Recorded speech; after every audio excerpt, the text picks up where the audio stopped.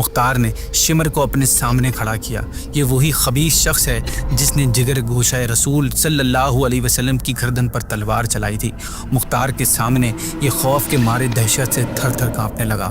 مختار نے گرجتے ہوئے اس سے کہا، ظالم، تجھے ذرا بھی غیرت نہیں آئی کہ تو نے اپنے ہاتھوں سے کعبے کی دیوار ڈھا دی، اونٹ اور بکری کی طرح فاطمہ کے لال کو ذبح کیا۔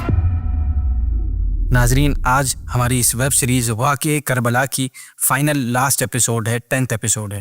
لاسٹ جو ہماری ایپیسوڈ ہوئی 9th، اس میں ہم نے سنا تھا کہ کربلا کے بعد اہل بیت پر ظلم و ستم کے کیسے پہاڑ توڑے گئے۔ آج کی ایپیسوڈ میں ہم قاتل اہل بیت یزید پلید اور اس کے جرم میں ساتھ دینے والے بدبختوں کے انجام کے بارے میں سنیں گے۔ پہلے بات کر لیتے ہیں یزید کی۔ ناظرین، یزید اپنی موت سے پہلے ایک بہت ہی خطرناک اور اذیت دینے والی بیماری میں مبتلا ہو گیا تھا۔ پیٹ کے درد اور انٹسٹن کے زخموں کی تکلیف کی وجہ سے وہ ایسے تڑپتا تھا جیسے مچھلی پانی کے بغیر تڑپتی ہے۔ آخری وقت میں جب اسے اپنی موت کا کنفرم یقین ہو گیا تو اس نے اپنے بڑے بیٹے معاویہ بن یزید کو اپنے پاس بلایا اور سلطنت کے بارے میں انسٹرکشنز دینے لگا کہ اسے یزید کے بعد کیسے سلطنت کے معاملات سنبھالنے ہوں گے۔ وہ اپنی ابھی بھولنا سٹارٹ ہی ہوا تھا کہ اس کے بیٹے نے نہایت ذلت اور حقارت کے ساتھ سلطنت کی آفر ٹھکراتے ہوئے یزید سے کہا کہ جس تخت و تاج پر آل رسول کے خون کے دھبے ہیں میں اسے ہرگز قبول نہیں کر سکتا۔ خدا اس منحوس سلطنت کے وارث سے مجھے محروم رکھے جس کی بنیادیں نواسہ رسول کے خون پر رکھی گئی ہیں۔ یزید اپنے بیٹے کے منہ سے یہ الفاظ سن کر تڑپ گیا اور شدت غم اور درد سے اپنے بستر پر پاؤں پٹکنے لگا۔ موت سے کچھ دن پہلے یزید کی آنتیں سڑ گئیں اور اس میں کیڑے پڑ گئے۔ تکلیف کی شدت سے وہ خنزیر یعنی سور کی یعنی پگ کی طرح چیخا کرتا تھا۔ پانی کا قطرہ حلق سے نیچے اتارنے کے بعد اسے سوئی کی طرح چبھنے لگتا تھا۔ اس پر عجیب قسم کا اللہ پاک کا قہر نازل ہوا تھا کہ وہ پانی کے بغیر بھی تڑپتا تھا اور پانی پی کر بھی چیختا تھا۔ کسی صورت اسے چین اور سکون نہیں مل پا رہا تھا۔ بالآخر اسی درد کی شدت نے تڑپ تڑپ کر اس کی جان نکلی اور مرنے کے بعد اس کی لاش میں سے اتنی گندی بدبو آ رہی تھی کہ اس کے قریب جانا مشکل ہو رہا تھا۔ ہسٹری کی کتابوں سے پتہ چلتا ہے کہ بنو عباس کے زمانے میں جب یزید کی قبر کھودی گئی تو اس کی ہڈیاں جل کر بلیک ہو گئی تھیں۔ یہ اس بدبخت کا انجام ہوا۔ اور جہاں تک اس کے ساتھ دینے والوں کی بات ہے تو اس کی باقاعدہ ہلاکتوں کا سلسلہ سن 65 ہجری میں شروع ہوا تھا جب عبد الملک کی طرف سے مختار کو کوفہ کا گورنر بنایا گیا تھا۔ مختار نے کوفہ کا عہدہ سلطنت سنبھالتے ہی یہ اعلان کیا کہ جن بدبختوں نے نواسہ رسول امام حسین رضی اللہ عنہ، ان کی اولاد، عزیز و اقارب اور ساتھیوں پر کربلا میں ظلم کیے ہیں اور ان کو بے دردی کے ساتھ شہید کیا ہے، اب وہ اس کی سزا کے لیے تیار ہو جائیں۔ اس نے کہا کہ میں قاتلین حسین رضی اللہ تعالیٰ عنہ میں سے کسی ایک کو بھی اس دنیا میں چلتے پھرتے نہیں رہنے دوں گا۔ اگر میں ایسا نہ کروں تو مجھ پر اللہ اور اس کے رسول کی لعنت ہو۔ پھر اس نے لوگوں سے کہا کہ مجھے ہر اس شخص کا نام اور ایڈریس بتاؤ جو امام حسین رضی اللہ عنہ کے مقابلے میں کربلا گیا تھا۔ لوگوں نے اسے بتانا شروع کیا اور مختار نے ایک ایک کو قتل کرنا اور ان کو پھانسی پر لٹکانا شروع کر دیا۔ مختار ثقفی کے سپاہیوں نے کوفہ میں یہ اعلان کیا کہ اہل بیت کے قاتلوں پر پناہ کا دروازہ بند کر دیا گیا ہے۔ جو بھی آل رسول کے دشمنوں کو اپنے گھر میں پناہ دے گا اسے دہکتی ہوئی آگ میں ڈال دیا جائے گا۔ اس کے بعد رات بھر حکومتی جاسوس اور مختار کے سپاہی چن چن کر قاتلوں کو گرفتار کرتے رہے۔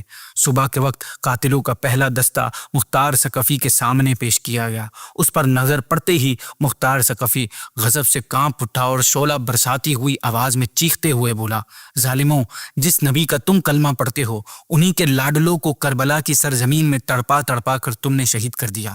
تمہیں ذرا بھی خیال نہ آیا کہ قہر الہی کی تلوار آج نیام میں ہے، کل نیام سے باہر بھی نکل سکتی ہے۔ خون حسین کے انتقام میں اگر میں سارے کوفے کو موت کے گھاٹ اتار دوں، جب بھی فاطمہ کے جگر پارے کے خون کے ایک قطرے کی قیمت بھی ادا نہیں ہو سکتی۔ آخرت کے عذاب سے پہلے آج دنیا ہی میں تم اپنے کرتوتوں کا مزہ چکھنے کے لیے تم لوگ تیار ہو جاؤ۔ ناظرین، ان یزیدیوں نے مختار کو اپنے جرم کی جسٹیفیکیشن دیتے ہوئے کہا کہ ہم تو ابن سعد اور ابن زیاد کے حکم کی وجہ سے مجبور تھے۔ اس پر مختار نے چیختے ہوئے کہا، اور ہم بے گناہ شہزادوں کے خون ناحق کا بدلہ لینے کے لیے خدا اور اس کے رسول کے حکم کے آگے مجبور ہیں۔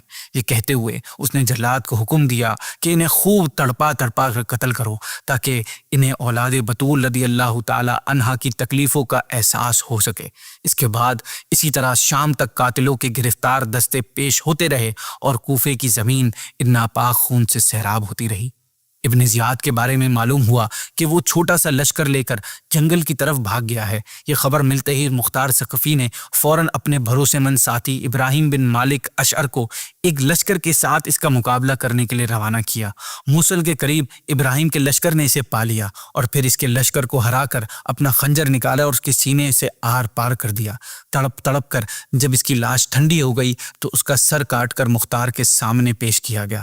مختار نے دارالامارات کوفہ کو سجایا اور پھر کوفہ والوں کو جمع کر کے ابن زیاد کا ناپاک سر اسی جگہ رکھوایا جس جگہ اس ظالم نے امام حسین رضی اللہ عنہ کا سر مبارک رکھا تھا۔ واقعہ کربلا کے بڑے ظالموں میں سے جس شخص کا اگلا نام ہے وہ عمر بن سعد ہے۔ یہ وہی بدبخت ہے جس کی 10 انگلیاں آل علی کے خون میں ڈوبی ہوئی ہیں، جس کی کمان میں کربلا کا خونی واقعہ پیش آیا اور خاندان رسالت کے افراد خون میں آلودہ ہوئے۔ ملک رے کی لالچ میں اس ظالم نے خاتون جنت کا ہرا بھرا چمن ویران کر دیا۔ جب مختار کے حکم سے یزیدی قاتلوں کا قتل عام شروع ہوا تو ابن سعد اپنی جان بچانے کے لیے ادھر ادھر بھاگنے لگا، لیکن مختار کے جاباز سپاہیوں نے اپنی صلاحیتوں سے اسے پکڑ لیا۔ جس وقت ابن سعد سامنے آیا تو مختار کی آنکھوں سے چنگاریاں برسنے لگی۔ اس نے گرجتے ہوئے کہا، اے دشمن رسول، بتا تجھے کیا سزا دوں جس سے دنیا اسلام کے کلیجوں کی وہ آگ ٹھنڈی ہو جائے جو تیرے ناپاک ہاتھوں نے کربلا میں لگائی تھی۔ ابن سعد نے جواب دیا، میں بے گناہ ہوں، واقعات کربلا کی ساری ذمہ داری یزید اور ابن زیاد پر تھی، میں تو صرف حکم کو پورا کیا تھا۔ یہ جملہ سنتے ہی مختار کی آنکھیں غصے سے لال ہو گئی۔ اس نے کہا، اے دشمن اسلام، سچ بتا، یزید اگر تیری اولاد کے خون کا حکم دیتا تو کیا اسے مانتا؟ یزید کا حکم تو نے مان لیا، پر نبی کے حکم کا جنازہ نکال دیا۔ اسی درمیان خبر ملی کہ ابن سعد کا بیٹا حفص جو کربلا میں امام علی مقام کے خلاف اپنے باپ کی مدد کر رہا تھا وہ بھی گرفتار کر کے لایا گیا ہے۔ مختار نے حکم دیا کہ فوراً اسے میرے سامنے حاضر کیا جائے۔ جب وہ سامنے آیا تو مختار نے جلاد سے کہا کہ ابن سعد کی آنکھوں کے سامنے اس کے بیٹے کا سر تن سے جدا کرو تاکہ اسے معلوم ہو جائے کہ حضرت علی اکبر اور حضرت علی اصغر رضی اللہ تعالیٰ عنہما کی تڑپتی لاش دیکھ کر امام علی مقام رضی اللہ عنہ کے دل پر کیا گزری ہوگی۔ ناظرین، جلاد نے آگے بڑھ کر جو ہی حفص کی گردن پر تلوار چلائی تو ابن سعد چیخ پڑا۔ ابھی وہ اپنا سر پیٹ ہی رہا تھا کہ اشارہ پاتے ہی جلاد نے ابن سعد کی گردن بھی اڑا دی۔ اس طرح ایک اور ظالم و جابر شخص کے وجود سے یہ دنیا پاک ہو گئی۔ ابن سعد کے قتل سے فارغ ہو کر مختار نے شمر کو اپنے سامنے کھڑا کیا۔ یہ وہی خبیث شخص ہے جس نے جگر گوشہ رسول صلی اللہ علیہ وسلم کی گردن پر تلوار چلائی تھی اور فاطمہ کے چاند کو خاک و خون میں ڈبویا تھا۔ مختار کے سامنے یہ خوف کے مارے دہشت سے تھر تھر کانپنے لگا۔ مختار نے گرجتے ہوئے اس سے کہا، ظالم، تجھے ذرا بھی غیرت نہیں آئی کہ تو نے اپنے ہاتھوں سے کعبے کی دیوار ڈھا دی، اونٹ اور بکری کی طرح فاطمہ کے لال کو ذبح کیا رضی اللہ تعالیٰ عنہما۔ افسوس، حرم کا چراغ تو نے پھونکوں سے بجھا دیا۔ مختار نے کہا کہ تیرا ظلم اتنا بڑا ہے کہ اگر زندہ جسم جلا کر اس کی راکھ ہواؤں میں اڑائی جائے تب بھی حسین کے خون کا بدلہ نہیں ہو سکے گا۔ یہ کہتے ہوئے غضب کی حالت میں جیسے ہی مختار نے اپنی تلوار اٹھائی، شمر نے گڑ گڑاتے ہوئے اس سے کہا کہ میں پیاس سے تڑپ رہا ہوں، مجھے صرف ایک گھونٹ پانی پلا دے۔ مختار نے کہا، شمر، یاد کر کے جب تیری فوج نے فرات کی لہروں پر 22,000 تلواروں کا پہرا بٹھا دیا تھا اور اہل بیت کے بچے اور پردہ دار خواتین 3 دنوں تک پانی کے ایک ایک قطرے کو ترس کے رہ گئیں، تجھے پانی نہیں مل سکتا، جہنم کا تکلیف دہ پانی تیرے انتظار میں ہے، اب وہیں جا کے پانی پینا۔ اس کے بعد شمر کچھ کہنا ہی چاہتا تھا کہ مختار نے اشارہ کیا اور جلاد نے آگے بڑھ کر اس کا سر تن سے جدا کر دیا۔ شمر کی لاش کے بارے میں آتا ہے کہ اس کی لاش کو گھوڑوں کی ٹاپوں سے رون دیا گیا اور پھر کتوں کے لیے پھینک دیا گیا۔ کربلا کے واقعے میں جن بڑے بدبختوں کا نام آتا ہے ان میں ایک خولی بن یزید تھا۔ ناظرین، یہ وہی ظالم و بے رحم انسان تھا جس نے سبط رسول کے کلیجے میں چھرا مارا تھا اور یہ سر کو نیزے پہ چڑھا کر خوشی میں ناچتا تھا۔ مختار کے سامنے جب اسے لایا گیا تو اپنی موت کے ڈر سے یہ خوف کے مارے کانپنے لگا۔ مختار نے اسے دیکھتے ہوئے ہی جلاد کو حکم دیا کہ اس کے دونوں ہاتھ کاٹ ڈالو۔ جب اس کے دونوں ہاتھ کاٹ دیے گئے تو پھر دونوں پاؤں کاٹنے کا حکم دیا۔ تکلیف کی شدت سے وہ زمین پر اچھلنے لگا۔ مختار نے کہا کہ ضبط سے کام لے، تیرا جرم تو اتنا سنگین ہے کہ تیرے قتل کے بعد بھی تیری لگائی ہوئی آگ مسلمانوں کے سینوں میں بھڑکتی رہے گی۔ یہ سزا تیرے اعمال کے بدلے کافی نہیں ہے۔ تو جس دردناک عذاب کا مستحق ہے اس کا سلسلہ تیری آخری ہچکیوں کے بعد شروع ہوگا۔ تاریخی واقعات میں آتا ہے کہ مختار نے خولی کے گھر والوں کے سامنے اسے قتل کیا اور پھر اس کو جلا دیا، اور اس وقت تک اس کی لاش کے پاس کھڑا رہا جب تک اس کی لاش جل کر راکھ نہ ہو گئی۔ ناظرین، حضرت علامہ جلال الدین سیوطی رحمۃ اللہ تعالی علیہ فرماتے ہیں کہ شہادت حسین کے بعد کوفہ میں 1 سال چیچک کی ایک ایسی بیماری پھیلی، جو لوگ امام حسین رضی اللہ عنہ کو شہید کرنے کے لیے گئے تھے ان کی 1,500 اولاد چیچک سے اندھی ہو گئی۔